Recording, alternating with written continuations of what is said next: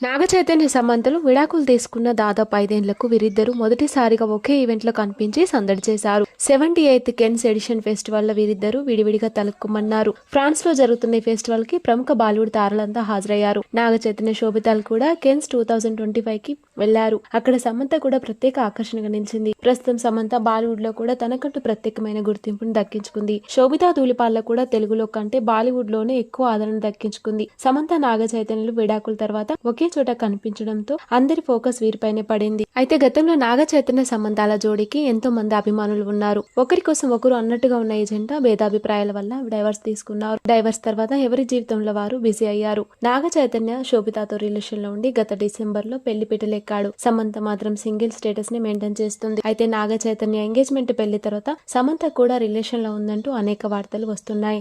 Family man director అయినటువంటి Raj నిడుమూర్తో Samantha dating చేస్తుంది అంటూ ఎన్నో కథనాలు వైరల్ అవుతున్నాయి. కెన్స్ వేడుకకి కూడా సమంత రాజ్ తో కలిసి హాజరవడం విశేషం. సమంత నాగ చైతన్యం ఎదురెదురుగా ఉన్న తెలియని వ్యక్తుల్లాగే ఆ ఈవెంట్ లో ఉన్నట్లు అనేక వార్తలు సోషల్ మీడియాలో వైరల్ అవుతున్నాయి.